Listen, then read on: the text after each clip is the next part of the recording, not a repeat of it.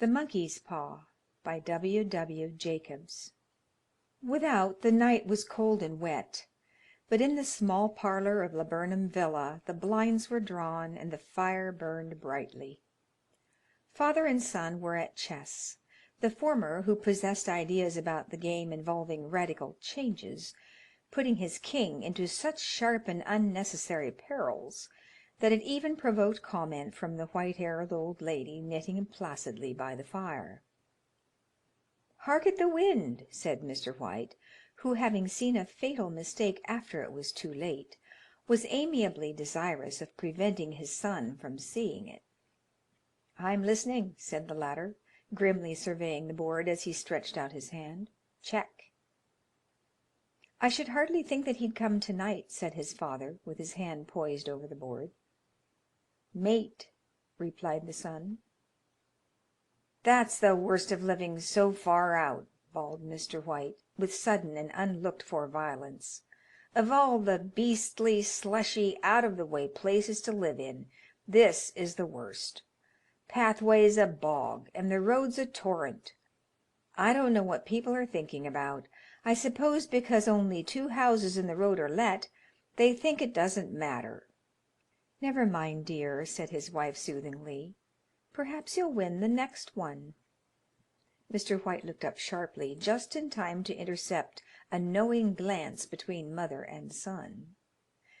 The words died away on his lips, and he hid a guilty grin in his thin gray beard. "There he is," said Herbert White, as the gate banged to loudly, and heavy footsteps came toward the door. The old man rose with hospitable haste, and opening the door was heard condoling with the new arrival. The new arrival also condoled with himself, so that Mrs. White said "Tut, tut," and coughed gently as her husband entered the room, followed by a tall, burly man, beady of eye and rubicund of visage. "Sergeant Major Morris," he said, introducing him. The sergeant major shook hands, and taking the preferred seat by the fire, watched contentedly while his host got out whiskey and tumblers and stood a small copper kettle on the fire. At the 3rd glass his eyes got brighter, and he began to talk, the little family circle regarding with eager interest this visitor from distant parts, as he squared his broad shoulders in the chair and spoke of wild scenes and doughty deeds, of wars and plagues and strange peoples. 21 years of it," said Mr. White, nodding at his wife and son. "When he went away he was a slip of a youth in the warehouse. Now look at him." "He don't look to have taken much harm," said Mrs. White politely. "I'd like to go to India myself," said the old man, "just to look round a bit, you know." "Better where you are," said the sergeant major, shaking his head. He put down the empty glass, and sighing softly, shook it again. "I should like to see those old temples, and fakirs and jugglers," said the old man. "What was that you started telling me the other day about a monkey's paw or something, Morris?" "Nothing," said the soldier hastily. "Leastways nothing worth hearing." "Monkey's paw?" said Mrs. White curiously. "Well, it's just a bit of what you might call magic, perhaps," said the sergeant major offhandedly. His 3 listeners leaned forward eagerly. The visitor absent-mindedly put his empty glass to his lips and then set it down again. His host filled it for him.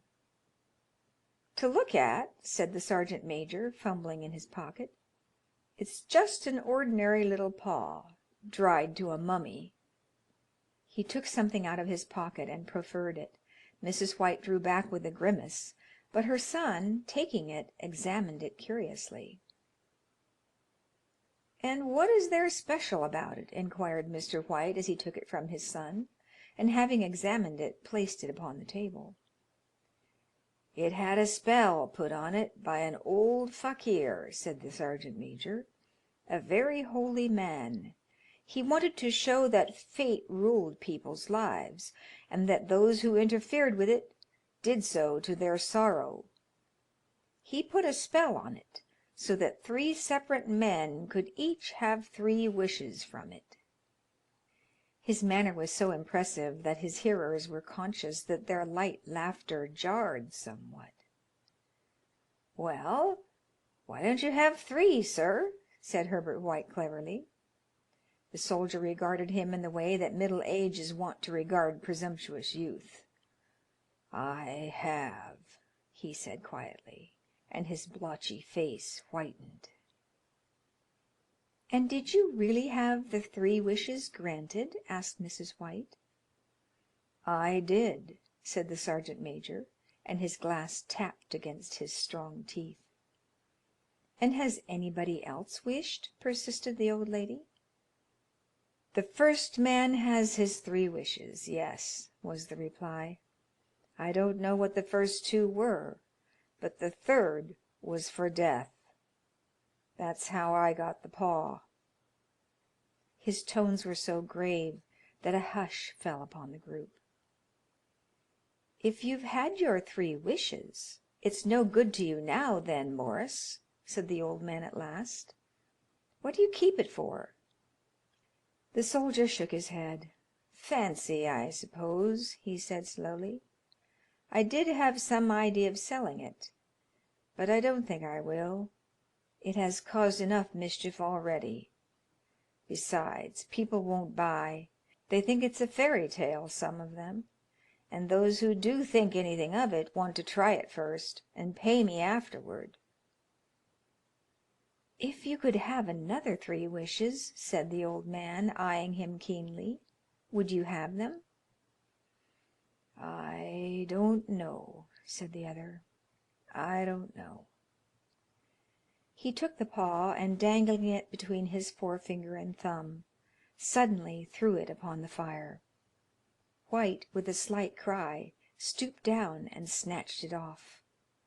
"Better let it burn," said the soldier solemnly. "If you don't want it, Morris," said the other, "give it to me." "I won't," said his friend doggedly. "I threw it on the fire.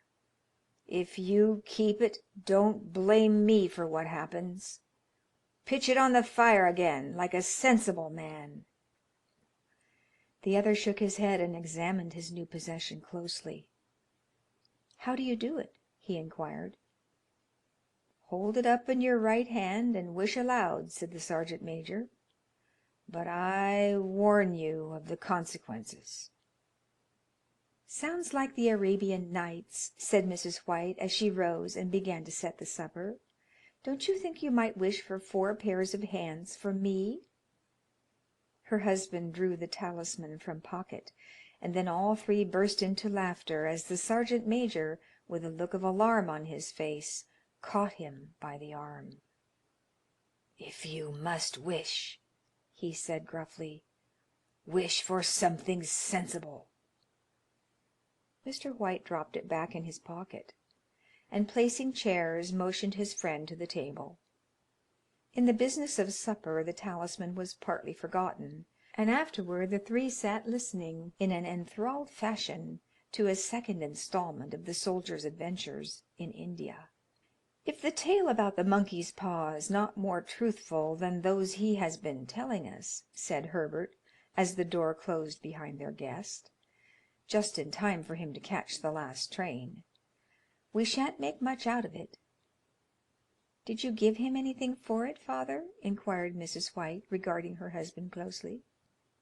"A trifle," said he, coloring slightly.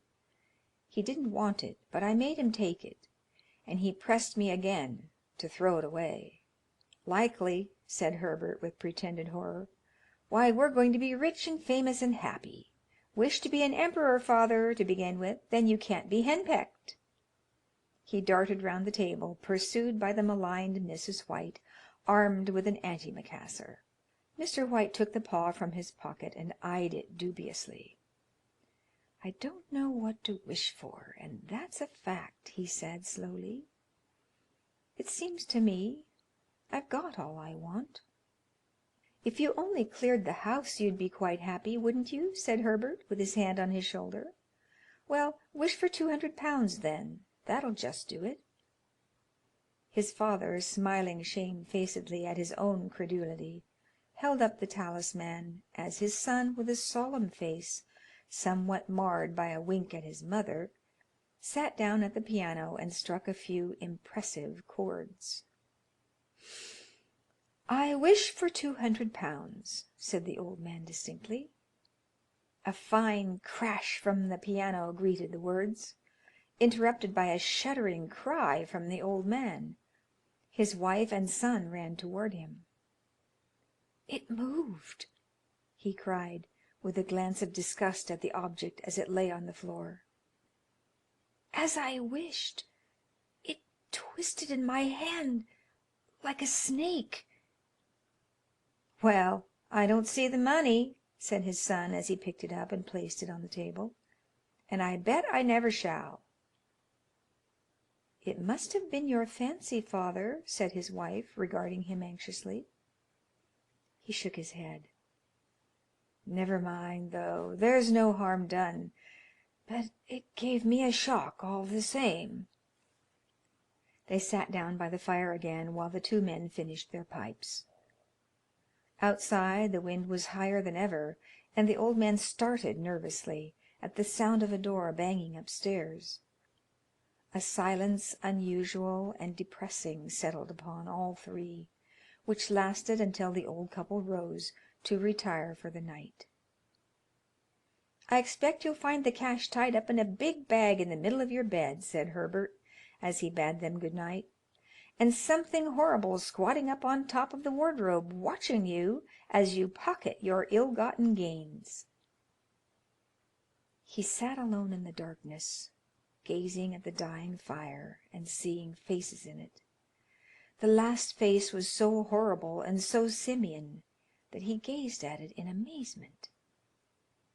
It got so vivid that, with a little uneasy laugh, he felt on the table for a glass containing a little water to throw over it.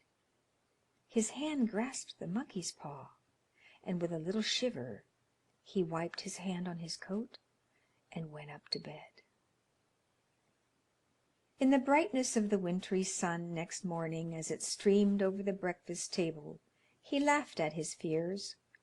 There was an air of prosaic wholesomeness about the room which it had lacked on the previous night, and the dirty, shriveled little paw was pitched on the sideboard with a carelessness which betokened no great belief in its virtues. "I suppose all old soldiers are the same," said Mrs. White. "The idea of our listening to such nonsense! How could wishes be granted in these days? And if they could, how could £200 hurt you, father?" "Might drop on his head from the sky," said the frivolous Herbert. "Morris said the things happened so naturally," said his father, "that you might, if you so wished, attribute it to coincidence." "Well, don't break into the money before I come back," said Herbert, as he rose from the table. "I'm afraid it'll turn you into a mean, avaricious man, and we shall have to disown you." His mother laughed, and following him to the door, watched him down the road, and returning to the breakfast table, was very happy at the expense of her husband's credulity.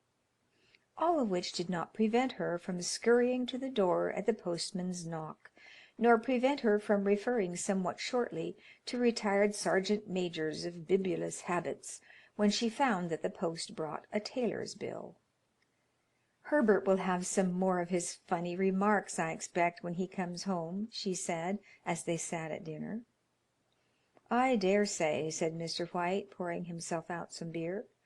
"But for all that, the thing moved in my hand. That I'll swear to." "You thought it did," said the old lady soothingly. "I say it did," replied the other. "There was no thought about it. I had just What's the matter?" His wife made no reply. She was watching the mysterious movements of a man outside, who, peering in an undecided fashion at the house, appeared to be trying to make up his mind to enter. In mental connection with the £200, she noticed that the stranger was well dressed and wore a silk hat of glossy newness. 3 times he paused at the gate, and then walked on again. The 4th time he stood with his hand upon it, and then, with a sudden resolution, flung it open and walked up the path. Mrs. White at the same moment placed her hands behind her, and hurriedly unfastening the strings of her apron, put that useful article of apparel beneath the cushion of her chair. She brought the stranger, who seemed ill at ease, into the room. He gazed at her furtively, and listened in a preoccupied fashion as the old lady apologized for the appearance of the room and her husband's coat, a garment which he usually reserved for the garden. She then waited as patiently as her sex would permit for him to broach his business, but he was at first strangely silent. "I was asked to call," he said at last, and stooped and picked a piece of cotton from his trousers. "I come from Ma and Megan's." The old lady started.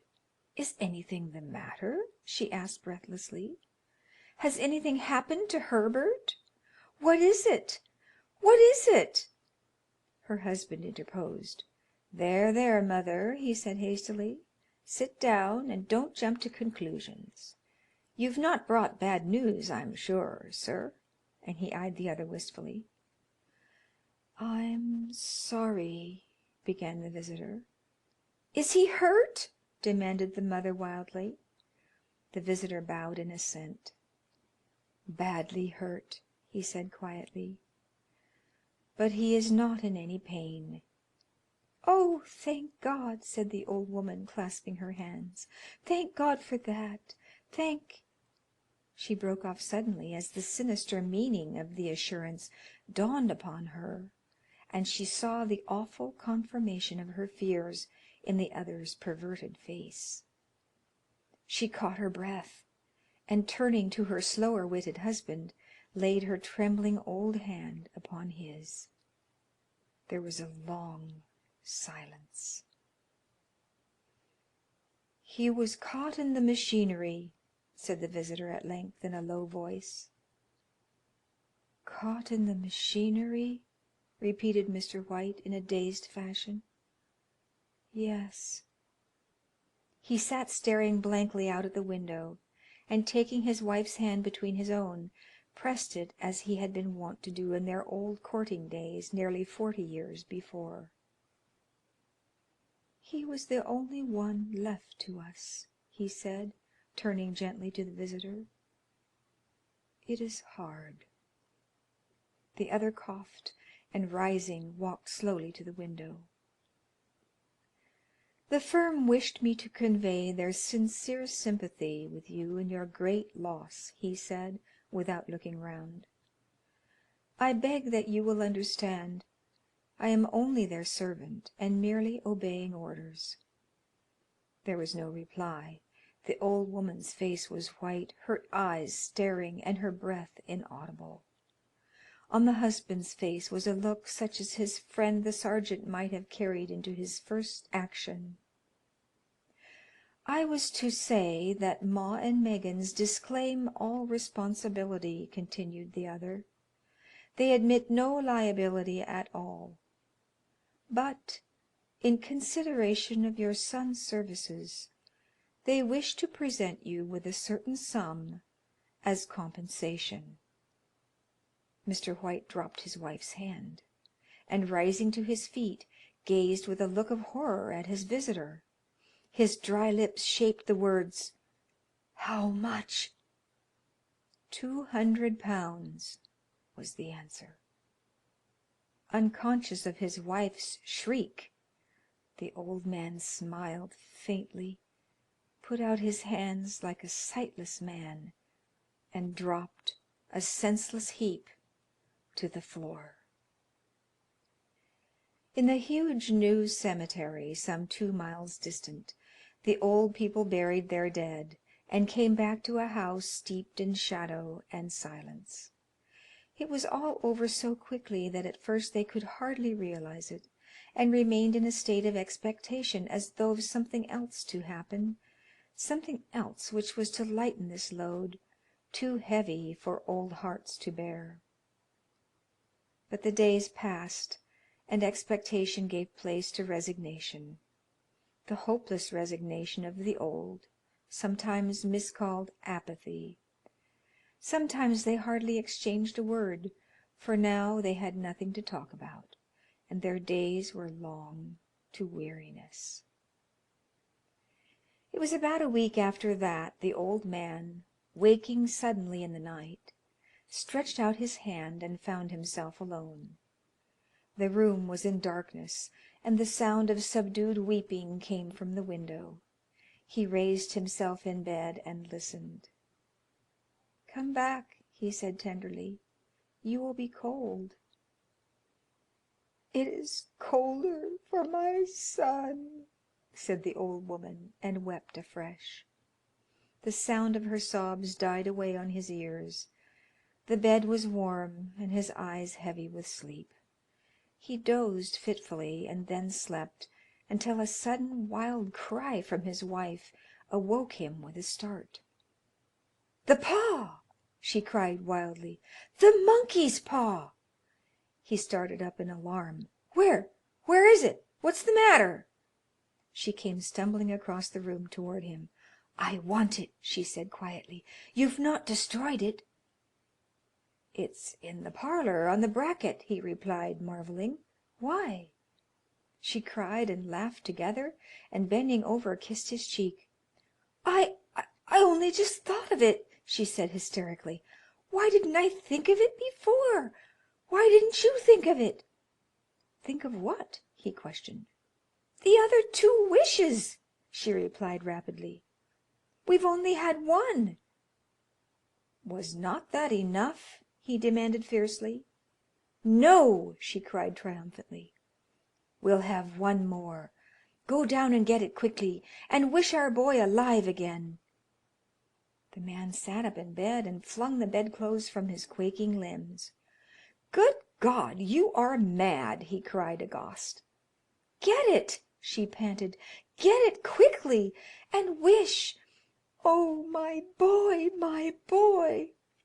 Her husband struck a match and lit the candle. "Get back to bed," he said unsteadily. "You don't know what you are saying." "We had the first wish granted," said the old woman feverishly. "Why not the second?" "A coincidence," stammered the old man. "Go and get it, and wish!" cried his wife, quivering with excitement. The old man turned and regarded her, and his voice shook. "He has been dead 10 days, and besides, I would not tell you else, but I could only recognize him by his clothing. If he was too terrible for you to see, then how now?" "Bring him back!" cried the old woman, and dragged him toward the door. "Do you think I fear the child I have nursed?" He went down in the darkness and felt his way to the parlor and then to the mantelpiece. The talisman was in its place, and a horrible fear that the unspoken wish might bring his mutilated son before him ere he could escape from the room seized upon him, and he caught his breath as he found that he had lost the direction of the door. His brow cold with sweat, he felt his way round the table, and groped along the wall until he found himself in the small passage with the unwholesome thing in his hand. Even his wife's face seemed changed as he entered the room. It was white and expectant, and to his fears seemed to have an unnatural look upon it. He was afraid of her. "Wish!" she cried in a strong voice. "It is foolish and wicked," he faltered. "Wish!" repeated his wife. He raised his hand. "I wish my son alive again." The talisman fell to the floor, and he regarded it fearfully. Then he sank trembling into a chair as the old woman, with burning eyes, walked to the window and raised the blind. He sat until he was chilled with the cold, glancing occasionally at the figure of the old woman peering through the window. The candle end, which had burned below the rim of the china candlestick, was throwing pulsating shadows on the ceiling and walls, until, with a flicker larger than the rest, it expired. The old man, with an unspeakable sense of relief at the failure of the talisman, crept back to his bed, and a minute or two afterward the old woman came silently and apathetically beside him. Neither spoke, but lay silently listening to the ticking of the clock. A stair creaked, and a squeaky mouse scurried noisily through the wall. The darkness was oppressive, and after lying for some time screwing up his courage, he took the box of matches, and striking one, went downstairs for a candle.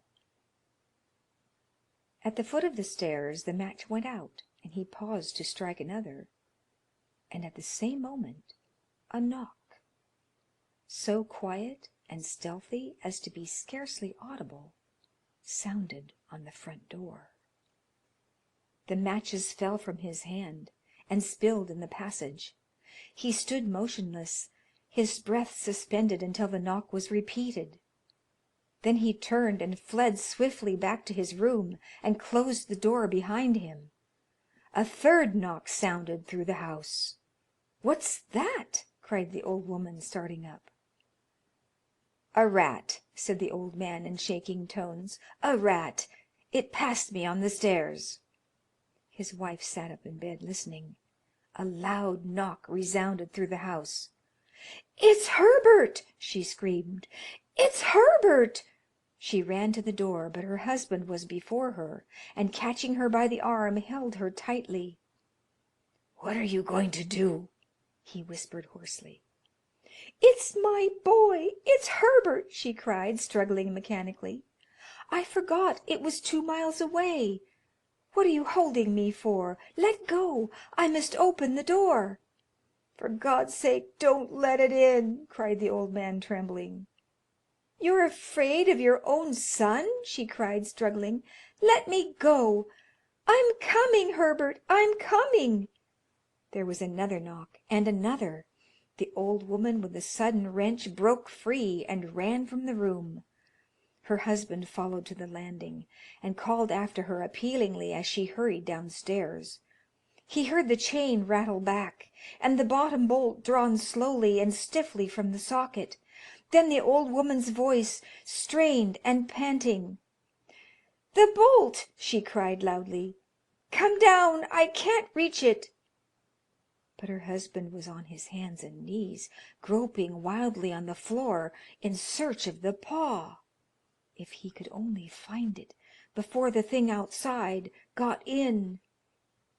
A perfect fusillade of knocks reverberated through the house, and he heard the scraping of a chair as his wife put it down in the passage against the door. He heard the creaking of the bolt as it came slowly back, and at the same moment he found the monkey's paw and frantically breathed his third and last wish. The knocking ceased suddenly, although the echoes of it were still in the house. He heard the chair drawn back and the door opened. A cold wind rushed up the staircase, and a long, loud wail of disappointment and misery from his wife gave him courage to run down to her side, and then to the gate beyond. The street lamp flickering opposite shone on a quiet and deserted road. End of The Monkey's Paw.